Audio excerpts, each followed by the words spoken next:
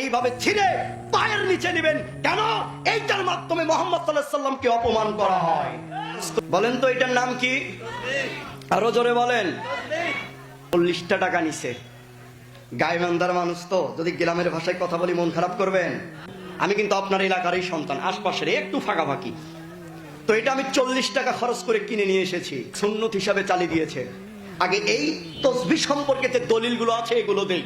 এই যে দলিলগুলো আছে এই দলিলগুলো আপনার মাঝে আমি পেশ করতে চাচ্ছি। দেখেন, এই যারা এই তসবিহ ব্যবহার করছে, যারা এই তসবিহ সুন্নাত হিসাবে চালিয়ে দিচ্ছে, মাওলানা সাহেবের হাতে সর্বক্ষণিক পেঁচানো থাকে, সর্বক্ষণিক পেঁচানো থাকে। একটা করে উপরের দিকে তোলে আর বলে সুবহানাল্লাহ, উপরের দিকে তোলে আর বলে আলহামদুলিল্লাহ। যখন এই মক্কার মতো এই খুঁটিটার দিকে এই তখন চুমা মারে।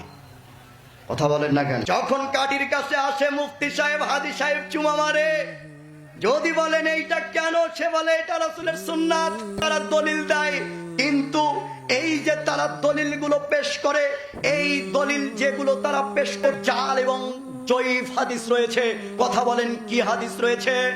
জাল এবং জয়ীফ হাদিস রয়েছে। তার হাদিসগুলো আমি প্রমাণ করছি, বলছি। জয়ীফ হাদিস আপনারা দেখবেন ৬৮ নম্বর হাদিস। আয়েশা বিনতে সাদ তার পিতা থেকে বর্ণনা, তিনি বলেন আল্লাহর নবী সাল্লাল্লাহু আলাইহি ওয়াসাল্লামের নিকট সাথে সাথে এক মহিলার কাছে গেলেন। মহিলার হাতে ছিল খেজুরের কিছু বিচি এবং কঙ্কর। সাল্লাল্লাহু আলাইহি ওয়াসাল্লাম তাকে কিছু বললেন না। হাদিসের তাহকিক হচ্ছে জয়ীফ।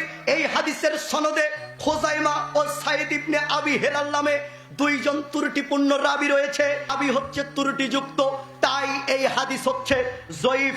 এই তসবিহ দানার আরেকটি দলিল শোনেন।